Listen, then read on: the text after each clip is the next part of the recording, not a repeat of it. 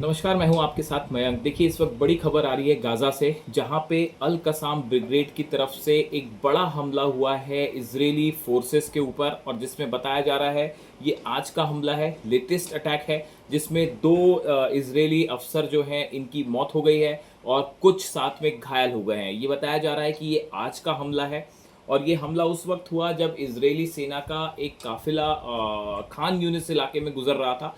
उसी दौरान वहां पे बड़ा ब्लास्ट होता है। उस ब्लास्ट में इजरायली सेना का एक काफिला उसकी चपेट में आता है और दो इजरायली सैनिकों की वहीं मौत हो जाती है और कई उसमें घायल हो जाते हैं, जिनका अस्पताल में इलाज चल रहा है। देखिए, पिछले कुछ समय से लगातार जो है वो इजरायली सेना को बड़े झटके लग रहे हैं गजा में। और अब जो इसराइल की तरफ से बयान आया है कि इजरायली सेना यह पता लगाने की कोशिश कर रही है कि ये हमले आखिर किस तरह से हो रहे हैं, क्यों इजरायली सेना इसको नहीं रोक पा रही है। देखिए, अभी 5 दिन पहले ये खबर आई थी कि एक आईडीएफ के टैंक को जो है वो निशाना बनाया गया और टैंक को पूरी तरह से तबाह कर दिया गया, जिसका वीडियो भी सामने आया था, जिसमें 5 इजरायली सैनिकों की मौत हुई थी। ये इसराइल के लिए बहुत बड़ा झटका है। देखिए, जिस तरह से गजा में फिलिस्तीनियों के ऊपर हमले हो रहे हैं, फूड सेंटर पर जैसे लोग लाइन में लगे हुए हैं वहां पे उनके ऊपर हमले होना है। पूरे फिलिस्तीन में ज़बरदस्त गुस्सा है इसको लेकर। सिर्फ फिलिस्तीन की बात नहीं, गजा की बात नहीं, ईरान के लोग भी लगातार ये कह रहे हैं कि ये तुरंत रुकना चाहिए। वेस्टर्न कंट्रीज भी कई सारी जो है, फ्रांस की तरफ से कहा जा रहा है कि ये हमले रुकने चाहिए। और इन हालात में अब ये गुस्सा जो है वो फूट के सामने आ रहा है और इजरायली सेना के ऊपर लगातार हमले हो रहे हैं।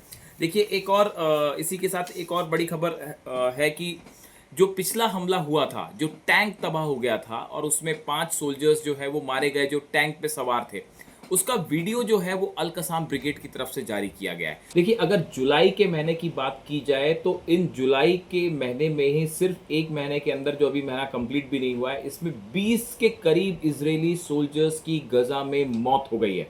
देखिए, ये बड़ा झटका है इसराइल के लिए। हमने देखा है जो 12 दिन का युद्ध हुआ था ईरान और इसराइल के बीच में, इसके बाद लगातार जितने संगठन हैं जो ईरान के साथ खड़े हुए हैं, चाहे वो हूती हो, चाहे हमास हो, चाहे हिजबुल्ला हो, इन सब ये सब और एग्रेसिव होकर सामने आए। और ये बताया जा रहा है कि इन्होंने एक बड़ी मीटिंग हुई जिसमें इन सबके जो चीफ थे वो शामिल थे, ईरान के भी तरफ से जो है कुछ रिप्रेजेंटेटिव शामिल थे।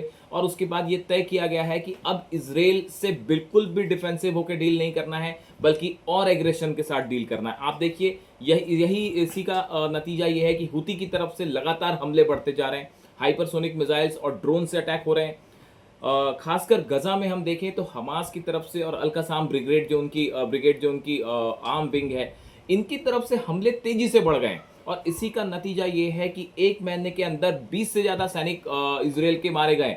और सबसे बड़ी बात यह है, इसराइल के सैनिकों को अब तक ये समझ ही नहीं आ रहा है कि किस तरीके से ये हमले हो रहे हैं, कैसे माइंस लगाई जा रही हैं, जहां से काफिला गुजरता है वहां पे कैसे माइन लगाई दी जाती है, क्यों सैनिक पता नहीं कर पा रहे हैं। पहली चीज। दूसरी चीज, क्या इनको डिटोनेट ये रिमोट कंट्रोल के थ्रू इसको ब्लास्ट किया जाता है, या फिर ये माइंस जो है वो टैंक या फिर व्हीकल ऊपर से गुजरता है तो उसके दबाव से ब्लास्ट हो रही हैं, या फिर कोई और तरीके हैं जिनसे ये हमले किए जा रहे हैं, कोई और टेक्निक से ब्लास्ट हो रहे हैं। देखिए, ये इसको लेके एक बड़ी इन्वेस्टिगेशन इसराइल की तरफ से की जा रही है कि आखिर ये हमले कैसे हो रहे हैं। आप देखिए, जिस तरह से हमने आपको बताया कि एड्स को लेकर गजा में जो है वो एकदम हाहाकार वाली स्थिति है, और छोटे छोटे बच्चे जो हैं उनके ऊपर फायरिंग की गई, महिलाओं के ऊपर फायरिंग की गई।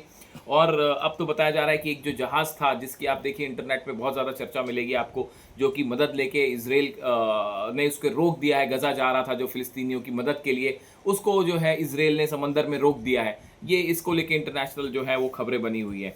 इन सब के बीच में सीज फायर क्या आगे बढ़ पाएगा, नहीं बढ़ पाएगा, और सबसे बड़ी बात, बंधक कहाँ है। देखिए, इसराइल का जो डेस्परेशन है, इसराइल अब तक ये पता नहीं कर पाया कि जो बंधक हैं, जो अल कसाम ब्रिगेड और हमास के पास बंधक है, वो कहाँ है। पूरा गजा खंगाल लिया गया है, लेकिन बंधकों के बारे में अब तक कोई जानकारी नहीं मिली, और इन्हीं को छुड़ाने की कोशिश में जो है ये हमले हो रहे हैं और इसराइल को बड़ा झटका लग रहा है। देखिए, लगातार सोल्जर्स मारे जा रहे हैं। इसराइल की सेना जो है वो थकी हुई है। लगातार इसराइल की सेना से की तरफ से इस तरह के अंदरूनी खबरें आ रही हैं कि जो है गजा में ऑपरेशन बहुत ज़्यादा लंबा हो रहा है और मुश्किलों का सामना करना पड़ रहा है। यही वजह है कि एयर स्ट्राइक्स बढ़ा दी गई हैं। लेकिन उन सब के बावजूद आप देखें अल कसाम ब्रिगेड की तरफ से लगातार हमले जारी हैं।